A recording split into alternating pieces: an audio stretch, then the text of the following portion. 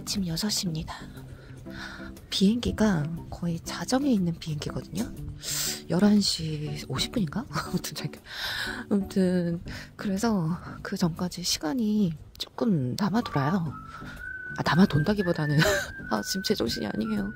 사실 더 자고 싶은데 헝가리에서 여기서 한 게 없어가지고, 저만을 위해서 이렇게 한 게 없어가지고 한 2시간 정도 여유가 있어서 8시 반 정도에는 버스를 타고 갈 거라 여기서 이제 다뉴브 강을 조금 건너면서 옆을 지나가면서 좀 아침에 다뉴브 강을 보고 싶었어요. 그래서 가고 있습니다. 6시 같지 않죠? 진짜 사우디도 이 정도로도 아니고 그냥 아침에 이렇게 걸어 다닐 수 있는 컨디션만 됐으면은 제가 좀 더 버틸 수 있을 텐데. 이 마켓홀이 아침 6시부터 열더라고요. 아침 6시부터 저녁 6시까지 평일에는. 그리고 주말 토요일에, 오늘 일요일이라서 일요일은 문을 안 열고 토요일은 6시부터 오후 3시까지 엽니다. 여기 어저께 엄청 비쌌던 아시안 홈이고요. 진짜 너무 비싸요. 그래서 사실 여기 뭐 비비고도 팔고 몇 가지 사고 싶은 게 있긴 한데 손이 안 떨어집니다. 그 가격이 사우디 가격이랑 비슷하거든요. 사우디에서는 라면 하나가 4,000원이 넘어요. 환율이 그만큼 올라가지고 더 그렇게 느껴지는 것도 있곤 하거든요. 야, 아침에 더 일찍 일어나야 되겠구나. 지금 4월 말인데도 더 일찍 일어나야 되는구나. 오늘은 4월 28일 일요일입니다. 목소리가 잠겼죠? 어저께 일찍 잤는데도, 일찍 잤다기보다 10시 반? 바로 그냥 골아 떨어졌습니다. 오늘 비행기에서는 그냥 지금 자리를 옮기고 싶어요. 가운데 자리라도. 오늘은 풀이라서. 그래서 근데 돈을 주고 자리를 사려고 해도 남는 자리가 다 가운데 자리밖에 없어가지고 그렇습니다. 이렇게 아침 일찍 이렇게 하는구나. 아침엔 너무 쌀쌀하네요. 좋다. 마켓홀 앞에 있는 이 녹색 다리는 자유의 다리고요. 리버티 브릿지. 그리고 그 가운데 하얀색 다리는 에로 시작하는 무슨 다리고요. 그 다음이 세체니 다리입니다. 세체니 다리로 갈 거예요. 거기가 메인이잖아요. 갑시다. 진짜 부지런한 사람들도 있어. 운동 어떻게 이 시간에 운동을 해? 못해. 사람이 없을 때 찍으니까 엄청나네. 엄청나. 아침에 나오길 잘했다. 빨간불이죠. 겁나 빨갛다. 엄청나네. 여러분, 여행은 뭐다? 새벽 일찍 하는 겁니다. 특히 주말에는 더 일찍 하면 더 좋아요. 왜냐면은 주말에 그 광란의 밤을 보낸 그 사람들이 새벽에는 자거든요. 이 시간에는 그들도 지쳐요. 그래서 이 시간에는 평일보다 훨씬 더, 평일에는 또 출근하는 사람 막 이렇게 막 뒤섞이잖아요. 그래서 더 정신없을 수 있는데 오늘은 이렇게 여유가 있습니다. 이 도나우강 쪽으로 이게 갤레르트 언덕이잖아요. 저 갤레르트 언덕 쪽에는 사람들 이런 길이 있긴 한데 그렇게 많이 이용을 안 하는 것 같아요. 대부분 사람이 없습니다. 사람이 없어요. 잠깐 없어요. 저 반대편은 사람 많이 걸어 다니지도 않으시고 다 이쪽 방향으로. 왜냐면 노을 질 때라던가 저쪽이 갤레르트 언덕이라던가 부다성이 다 부다 쪽이잖아요. 여기가 페스트 쪽이고. 그러니까 부다 쪽을 바라보는 게 더 이쁘더라고요, 야경이. 그래서 그것도 다 발달된 것 같습니다. 숙소도 이쪽에 더 많고요. 비싼 숙소가 더 많아요. 타보세요. 저쪽엔 숙소가 없이 그냥 산밖에 없잖아요. 그쵸? 다 이동하시네.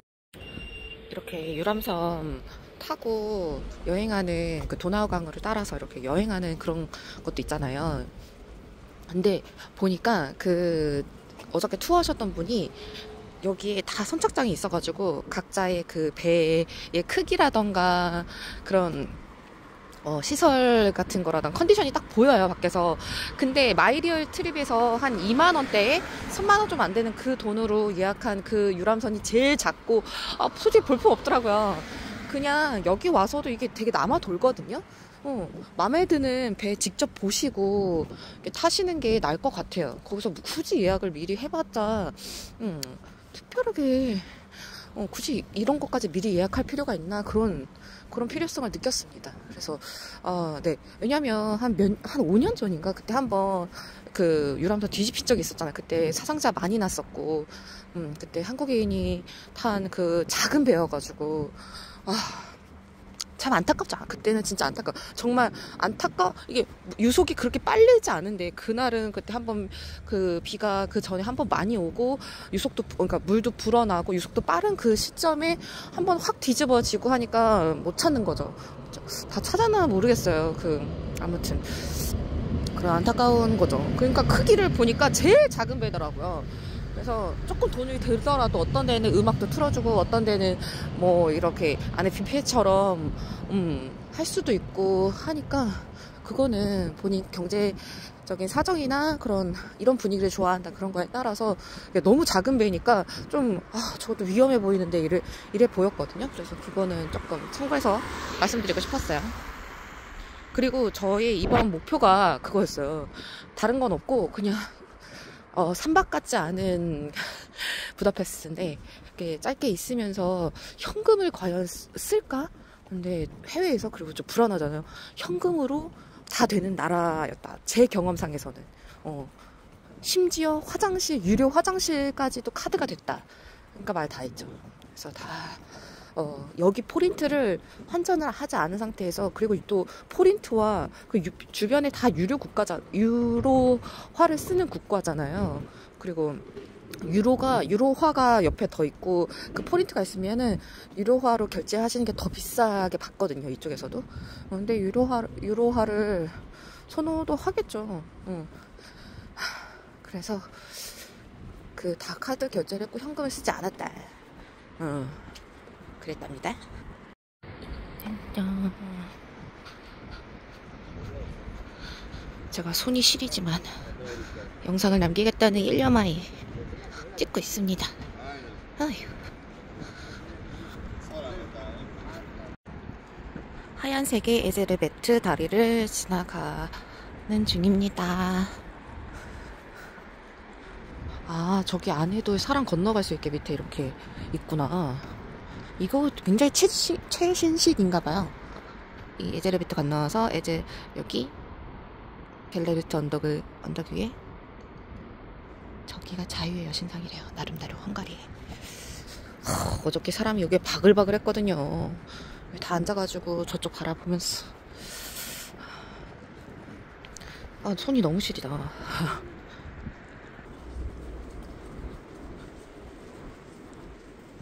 오늘 일요일이라 여기를 계속 막는 것 같아요.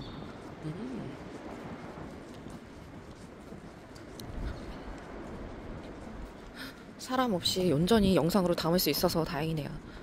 제가 여러 가지 말하고 싶은 거라던가 조사한 게 있어요. 헝가리의 역사라던가 문화라던가 이런 거 나눠드리고 싶은데, 지금 머리가 잘 팽팽 안 돌아갑니다. 잠이 부족하고 피곤해서요. 그리고 이번 여행을 하면서 또 느꼈어요. 이제는 제가 막 대학생처럼 이렇게 빨빨거리고 이럴 나이가 아니구나. 진짜 잠도 잘 자야 되고 적당히 쉬면서 여행을 해야 즐길 수가 있구나. 그래서 이렇게 빡신 여행은 하지 말자. 못한다. 그래서 이게 표가 싼 게 나와도 이게 조금 더 진지하게 생각해보고 예매를 해야 되겠다라는 생각이 확실히 또 드는 여행기였습니다. 그래서 이 영상으로는 쭉 남기고 나중에 더빙을 입히던지 그래야 될 것 같아요. 헝가리의 인구는 1000만 명이 좀 안 되고 현재 국토의 크기는 우리나라보다 약간 작습니다. 날씨는 동유럽이라 확실히 서유럽보다는 춥고 흐리죠. 지도를 보면 그냥 부다페스트에 몰빵이 되어 있습니다. 천만의 인구 중에 3분의 1이 부다페스트에 삽니다. 한 300만 명 이상이요. 그냥 이 나라를 볼 때 내륙국으로 바다가 없고 땅 자체가 평평해서 평야와 다뉴브강 하나로 설명이 됩니다. 1000m 이상 넘어가는 산도 별로 없어요. 이게 장단점이 확실한데 이 조상들이 땅을 좀 잘 못 잡았어요. 이게 평평하다 보니까 워낙 유목살이 기마 민족들이 땅을 일구고 나중에 농사를 지으며 살았는데 위치적으로나 평야라 침략을 당하면 그냥 피해가 많아요.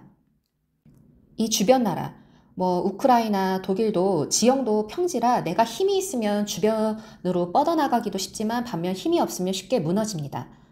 그리고 몇 개 큰 호수가 있는데 대표적인 게 벌러톤 호수죠. 가로가 70km, 세로가 10km 정도 되는 이 나라 사람들의 휴양지래요.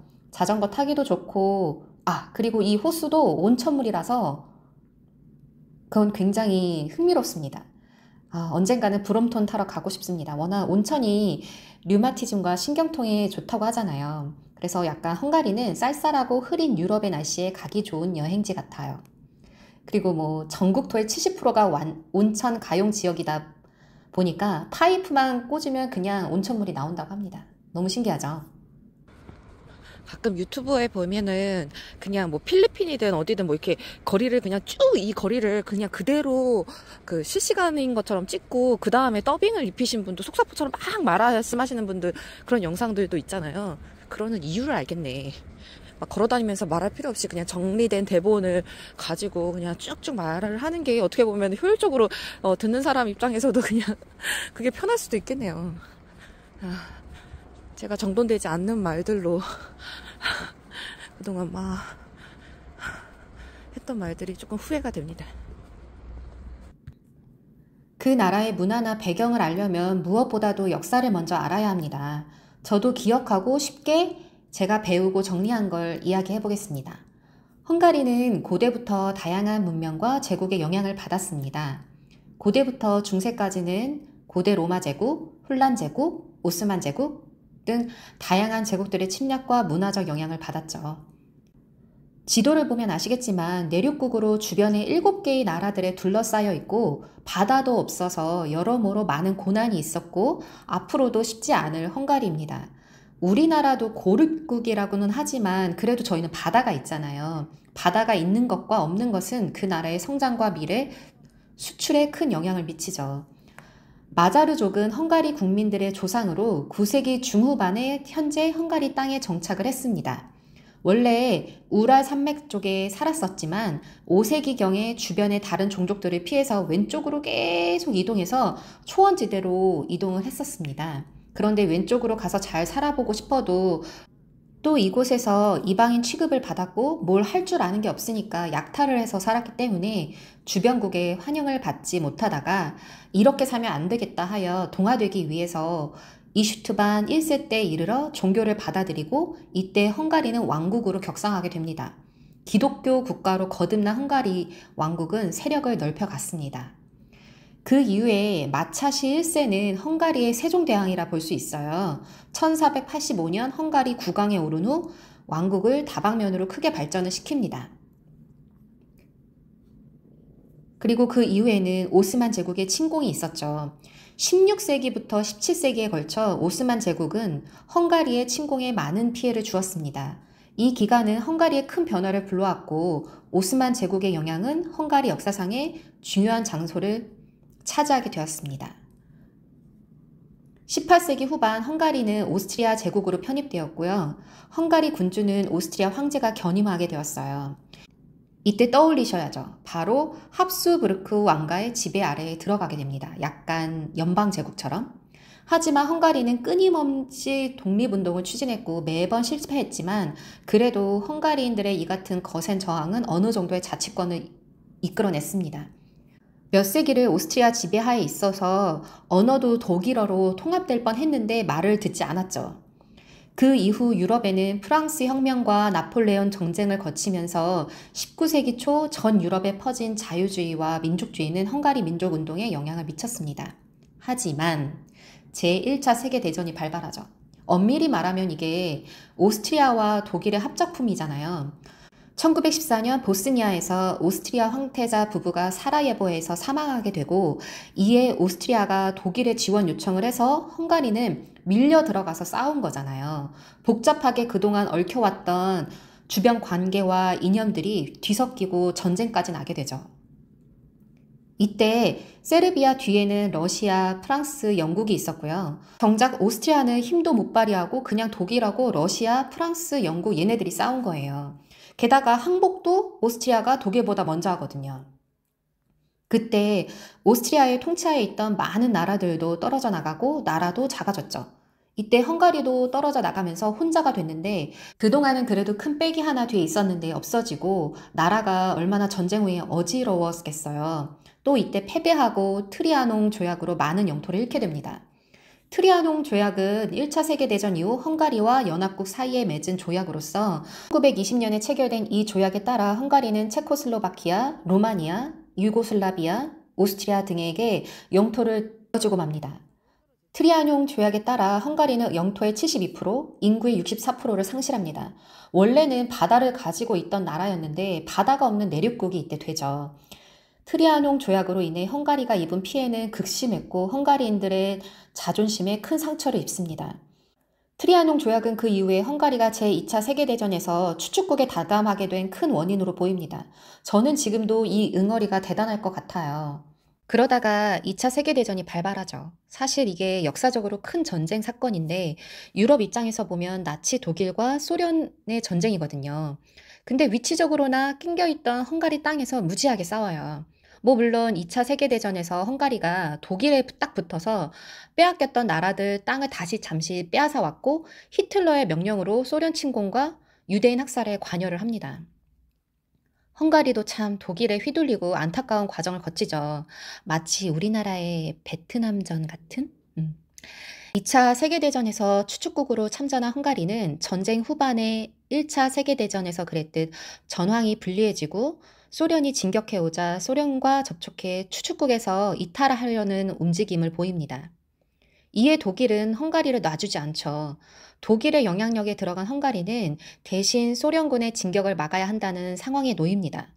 독일군과 헝가리군은 히틀러의 지시에 따라 부다페스트에서 2달간 소련군에 저항했으나 결국 소련군에 의해 점령당했습니다. 그래서 헝가리의 건물과 땅은 황폐화되고 많은 문화재를 소실하죠. 그 패배 후 다시 되찾은 영토들을 토해내고 이게 파리 조약이었고 지금의 땅 면적이 되었습니다. 그래서 처음에 부다페스트를 딱 갔는데 생각보다 건물들이 너무 깨끗한 거예요. 유럽의 분위기는 맞는데 건물들이 왜 이렇게 깨끗하나 싶었는데 저도 이렇게 되짚어서 역사적으로 이렇게 과정을 보니까 제 2차 세계대전 이후에 지어진 건물들이 많더라고요. 제2차 세계대전 이후에 소련은 헝가리를 점령하고 공산주의 체제를 강요했습니다. 1956년에 헝가리 혁명은 소련의 지배를 거부하는 큰 시도였으나 소련군에 의해서 물리쳐졌고요. 그렇게 치이며 몇십 년 살다가 드디어 1991년 소련의 붕괴로 인해서 헝가리는 공산주의에서 벗어나 자유로운 민주주의로 전환하였습니다.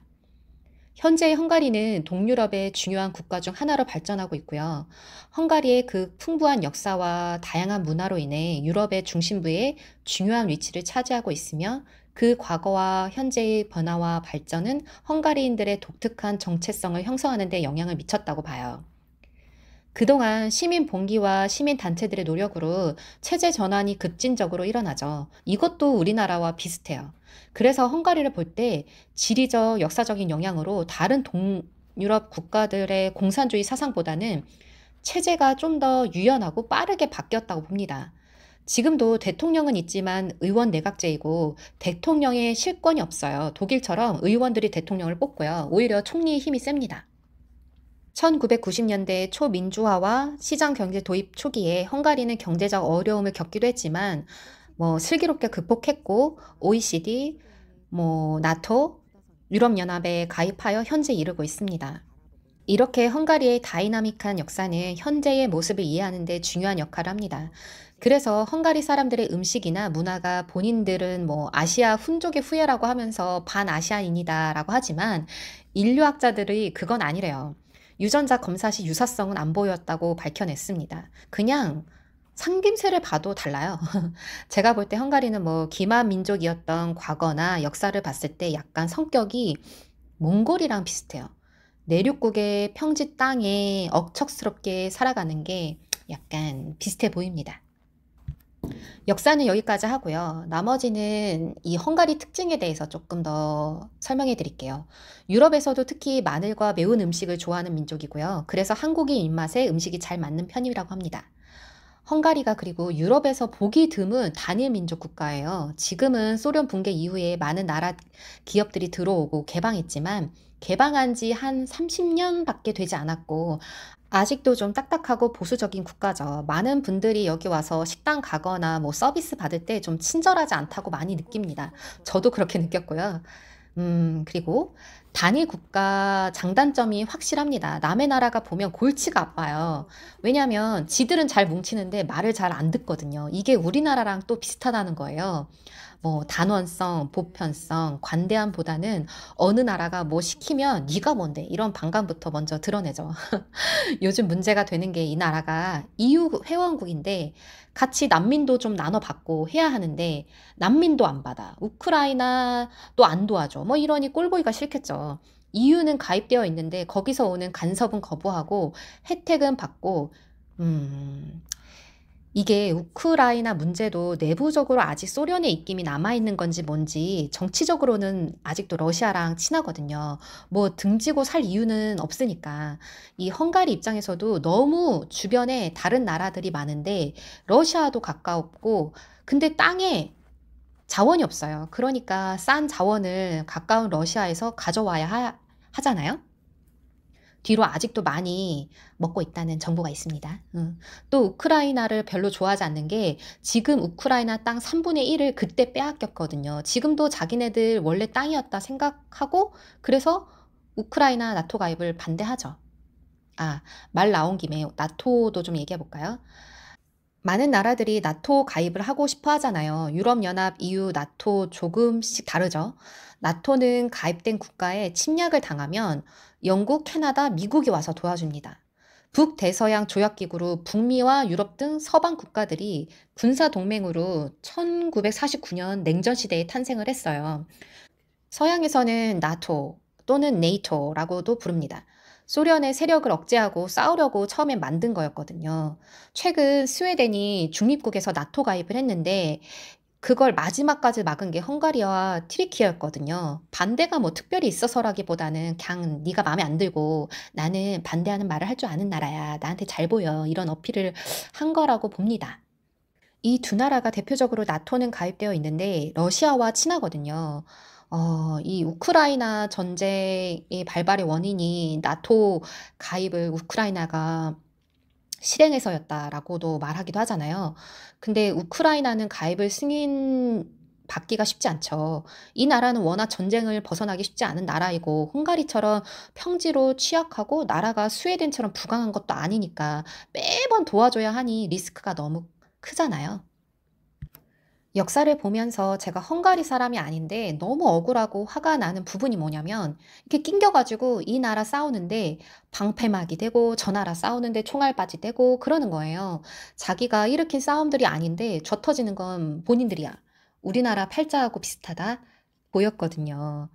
그래도 많은 나라들에 둘러싸여서 많은 고난이 있었음에도 자기만의 언어를 지키고 천년을 버텼다는 게 대단한 거죠. 자기만의 언어와 정체성을 잃지 않은 걸 보면 그 한과 강건함이 보여요. 하지만 우리나라는 4천년을 버텼다. 잽이 안 돼요. 그래서 나라가 부강해야 합니다. 여러분, 내 자신이 부강해야 나라를 지킬 수 있어요. 우리 하나하나 특히 청년분들 공부하고 일하셔야 합니다. 그냥 뜬금없이 또 한번 말하는 거고요. 또 몇 가지 이야기해보자면 현재 총리 리스크가 있죠. 앞서 언급했듯이 EU 국가이면서도 EU가 하라는 대로 안 합니다. 어떤 점에서는 폴란드나 지금 튀르키예 정권의 모습이 보여요. 경제적으로는 지금 너무 좋은데 정치적으로는 아직 불안전하죠. 민주화된 지 30년 정도밖에 안 됐잖아요. 우리랑 별로 차이가 없어요. 우리나라도 경제적으로는 일을 잘하는데 정치적으로는 문제잖아요. 뭐 더 말 안 하겠습니다. 앞서 언급했듯이 워낙 우리나라처럼 민족주의가 강한 나라이고 이슬람을 배척하고 미디어도 통제하고 난민도 안 받아들이고 지금 정권에서는 성소수자 탄압도 하고 EU 평화에는 위반되어 갈등을 많이 겪습니다. 경제는 좋아지고 있는데 통화 가치는 떨어지고 약간 난해하죠. 잠시 이슬람의 문화를 지배받은 적 있다고 말씀드렸잖아요. 위치도 튀르키예랑 멀지도 않고 오스만 제국의 지배를 받았던 시절인 한 150여 년 정도를 치욕의 시절로 기억하고 안 좋아하고 지금도 이슬람을 배척합니다. 지금 정권에서 밀고 있는 정책 중에 제가 제일 흥미롭게 들었던 부분이 바로 다자녀 정책이에요. 우리나라 애 낳으라고 해도 뭐 받쳐주는 정책이 별로잖아요. 헝가리는 우선 결혼하면 4천만 원 무이자 대출로 해주고요. 세 자녀면 그 4천만 원 안 내도 된답니다. 게다가 뭐 차량 보조금도 대폭으로 주고요. 만일 네 자녀 이상이면 평생 소득세 면제라고 해요. 한마디로 지금 정권은 헝가리인을 많이 낳고 싶어 합니다.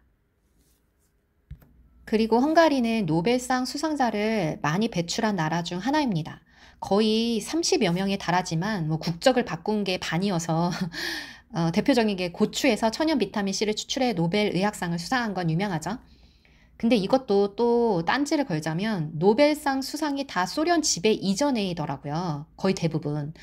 그래서 또 느꼈습니다. 아, 배움이 이렇게 중요하구나. 하지만 헝가리가 세계대전과 50여 년의 소련의 지배로 인해서 헝가리 교육은 획일화되었고 그들의 창의성과 학업 성취도는 떨어졌죠.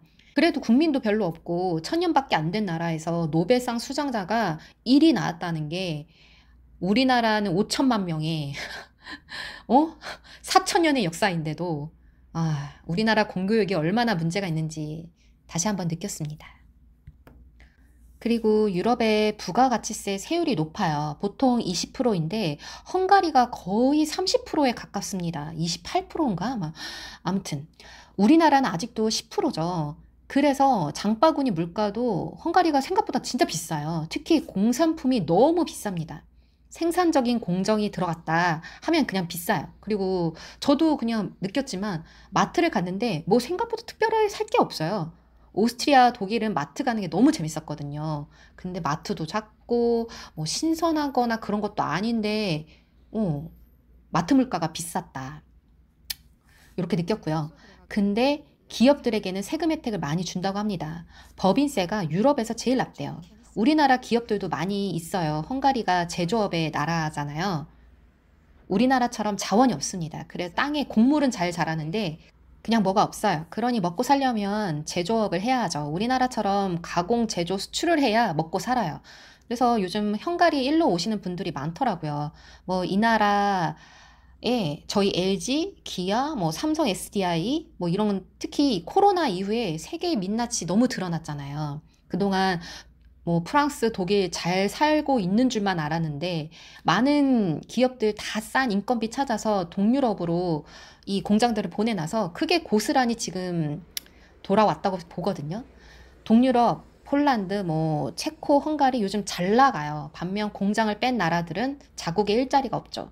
그래서 힘들어서 난립니다. 독일의 자동차 회사들의 밸류체인이 중국과 헝가리에 많은 공장을 두었고 지금 그 대가를 치르고 있는 중이죠. 뭐 여러 설이 있긴 하지만 헝가리어로 부다는 언더, 뭐 페스트는 뭐 평지라는 뜻이 합친 말이라고 합니다. 지금도 부다는 딱 봐도 높이 위치해 있고 성이 있고 잘 살거든요. 예전부터도 왕궁, 관청, 귀족 등 지배층들이 살았고 페스트에는 서민들이 살았었대요. 원래는 부다, 페스트 이렇게 나뉘어져 있다가 1873년에 합병이 됩니다. 도나우강을 사이에 두고 서쪽이 부다 언더, 높은 쪽이고요. 동쪽은 페스트, 이렇게 약간 평지. 세첸이 다리는 부다와 페스트를 연결하는 최초의 다리였고 1839년에 착공했고 헝가리 발전에 크게 공헌한 세첸이 백작이 영국인 건축가에 의뢰해서 놓은 다리라고 합니다. 이 다리를 건설하게 된 이유가 굉장히 흥미로웠어요. 세첸이 백작이 부친상을 당하여 강을 건너가야 했었는데 이 불어난 강물로 일주일 넘게 못 건너가서 아버지 장례식을 치르지 못한 것에 대한 한이 있었대요. 그 한으로 다리를 놓게 되었다고 합니다. 그리고 다리에 사자상이 있는데 이 작품에 대한 자부심이 굉장히 컸대요. 근데 어느 날 한 아이가 부모에게 왜 사자의 혀가 없느냐고 이렇게 묻는 것을 듣고 나서 어, 나중에 알고 보니까 진짜 혀가 없는 거예요.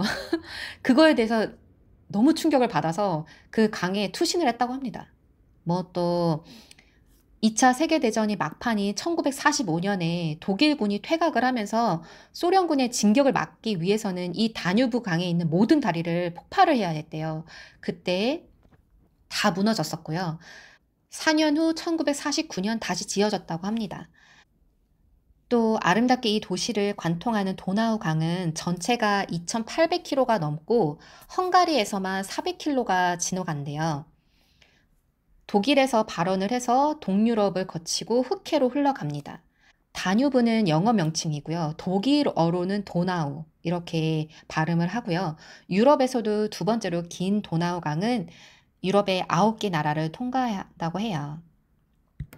이렇게 모든 제가 갖고 있는 헝가리의 정보에 대해서는 나눔이 끝났습니다.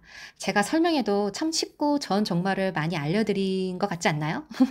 물론 저도 어디서 듣고 보고 한 거 조합한 거지만 제가 깊이는 알지 못해도 큰 틀을 읽고 쉽게 다시 안내하는 걸 좋아합니다.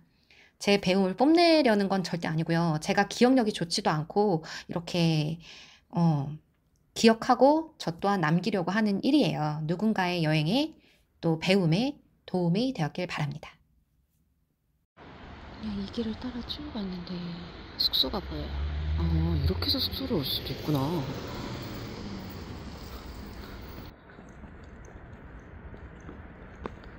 숙소 위치가 진짜 좋구나.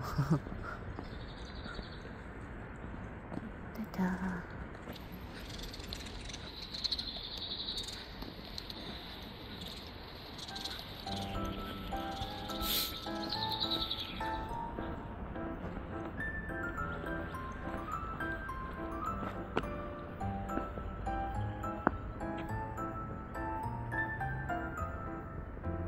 위치가 정말 좋은 숙소입니다.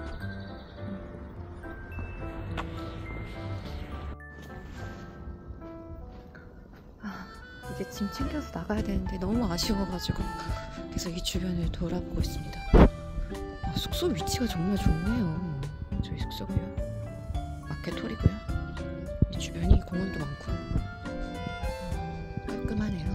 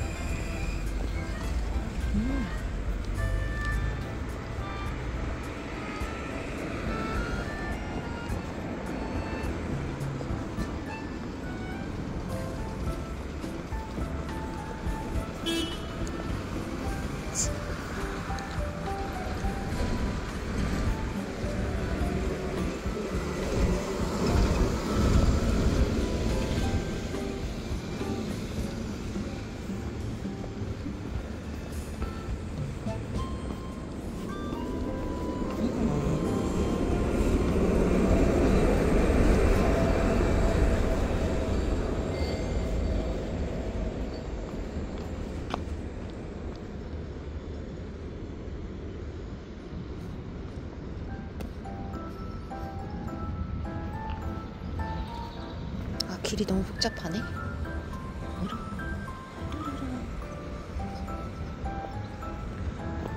그래서 다른 사람들도 많이 느꼈는데 신호등이 굉장히 많은데 금방금방 바뀌어요.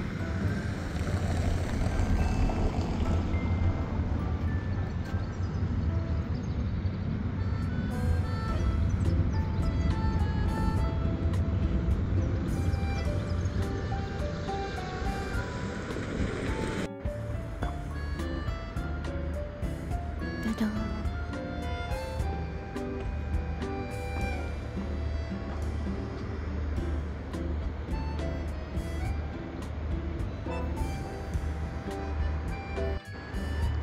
숙소 근처에 이렇게 예쁜 카페가 있었는데 못 와봤네요. 이쁘다.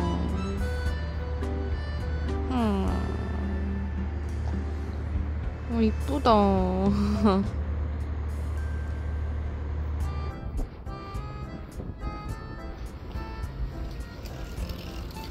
여기에서 브롬톤을 탔으면 얼마나 좋을까. 저 부빈지 벗빈지 저게 뭔가 우리나라 다른이보다는 진짜 느린 것 같아요. 뭔가 체인 굴러가는 소리도 둔탁하고 아무튼 되게 느립니다.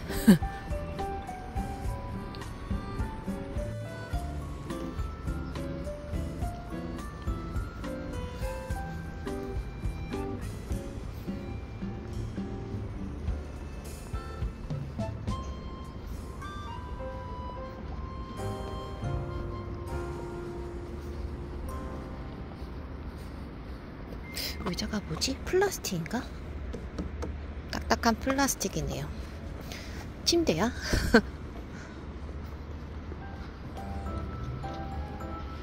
그린그린하다. 그린그린해. 아침 8시입니다 이제 숙소에 돌아가야 돼요. 돌아가서 이제 짐 챙겨서 가야 합니다. 숙소 위치가 좋아요. 공항버스 타는 게가 또 가깝고, 공항버스는 다이렉트로 그냥 바로 가잖아요. 정류장 별로 서지 않고. 이쁘다. 저 뭐야, 무슨 꽃이야. 그리고 제 숙소가 그 마지막 정류장이어가지고 굉장히 빨리 갑니다.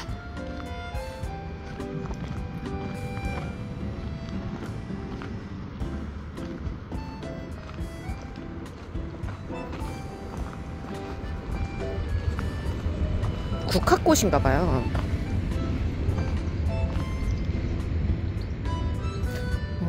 국화꽃이 봄에도 나는구나. 여기 국화차가 유명하던데. 국화차 티백 사가지고 가시는 분들도 많대요.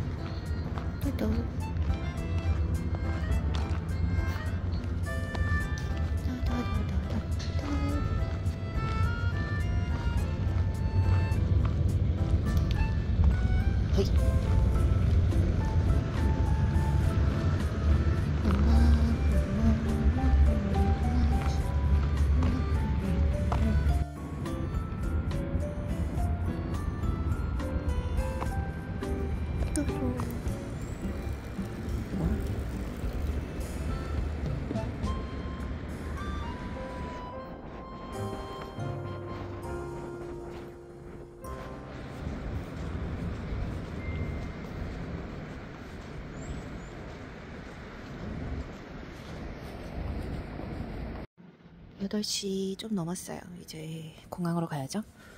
이 주변 괜찮네. 안전하네. 부다페스트는 안전하고 괜찮았어요. 뭐 다른 스페인이나 이런 데는 굉장히 막 왁자지껄하고 막 그러잖아요. 그래도 약간 뭔가 차분한 느낌?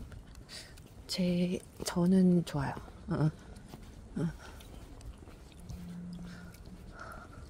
그래도 뭐 사부작 뭐 몇 가지 한국 식품도 좀 사고 라면도 좀 챙기고 막 그러다 보니까 가방이 무거워졌습니다. 근데 저는 이제 가야 되니까 너무 아쉬워요. 아쉬워라. 진짜 꼭 다시 와야 되겠네. 맞다. 계속 기다려야 돼.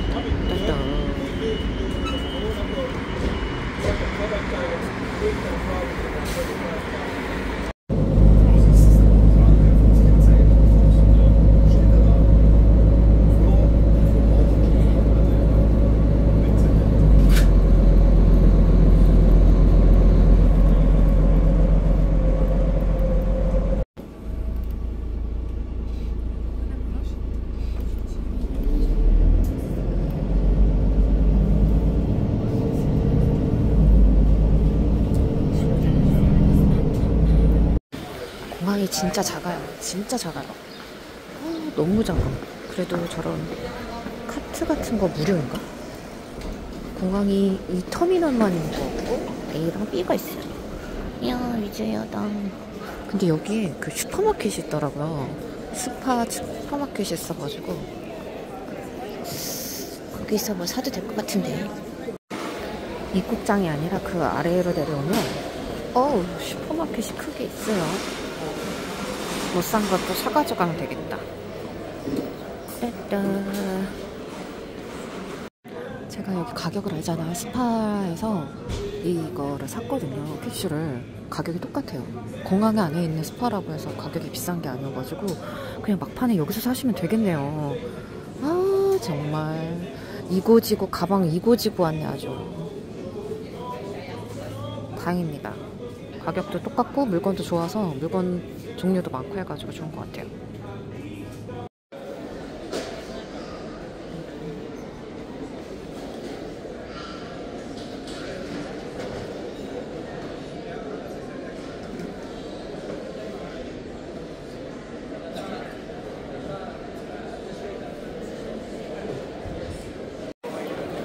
짜잔.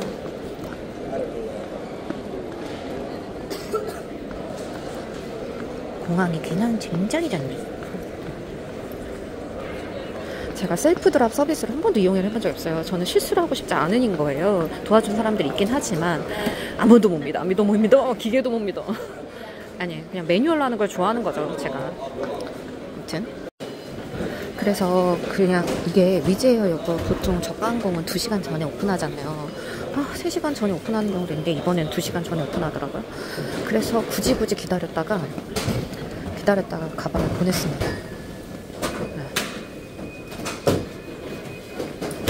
그런데 처음에 제가 조금 첫 번째로 하기도 하고 직원분이 조금 원래는 이거 자리 바꾸는 거 여유가 없었기도 했고 자리 바꾸는 거 다 유료잖아요.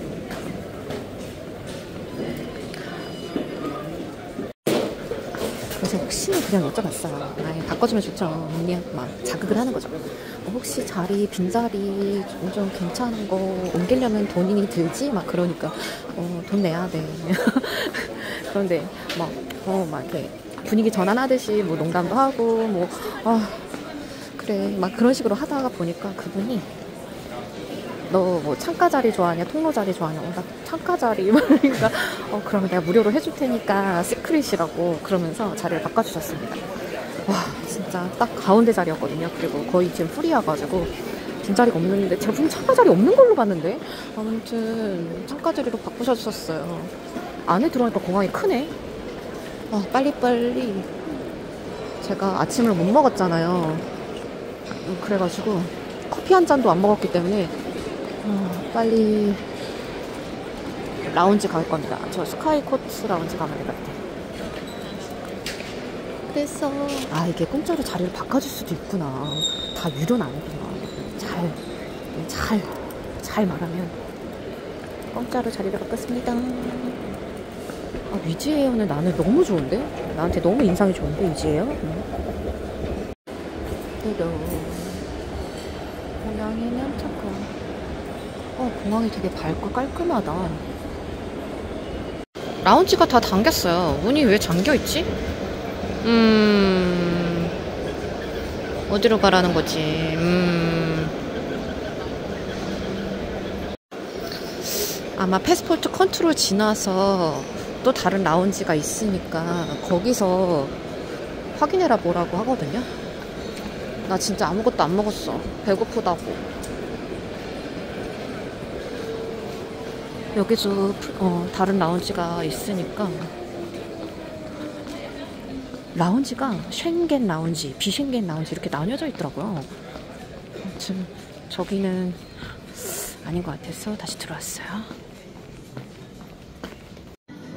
패스포트 컨트롤을 지났습니다. 그 패스포트 컨트롤 지나기 전에 사람이 너무 많아요. 짜잔. 조용하네. 조용해. 짜란. 라운지가 있어야 되는데 안 그러면 난 진짜 진짜 안 돼. 이렇게 너무 조용해가지고 라운지가 있을까 열었을까. 네 라운지 하나 발견. 갑시다. 레벨 1. 레벨 1?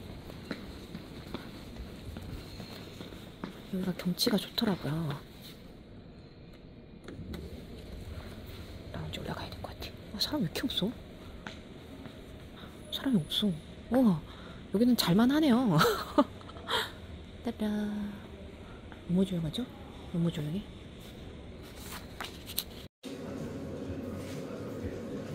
따라. 괜찮죠? 따라.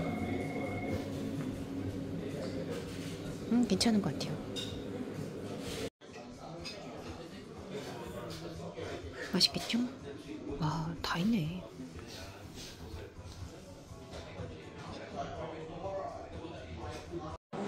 편하게 잘 쉬고 갑니다. 네, 빨리 걸어가야 돼. 아니, 빨리 이제 가는 것 같더라고요. 대박, 여기는 정수기가 있어요. 헉, 물을 사지 않아도 되네. 공병만 갖고 오셔가지고 물을 담으실 수 있네요. 정수기가 있네. 헝가리 제너러스하네. 저는 라운지에서 받은 물을 가지고 갑니다.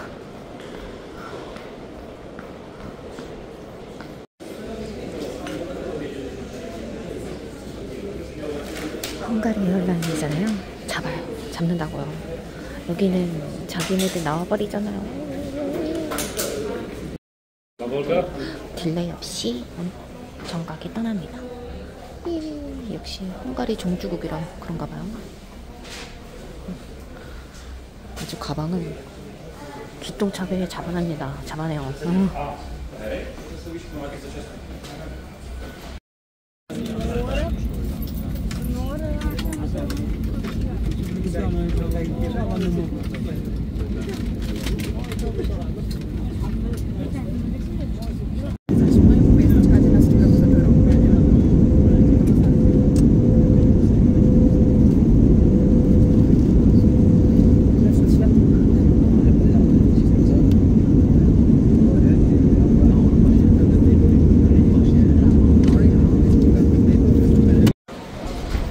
다시 사우디입니다.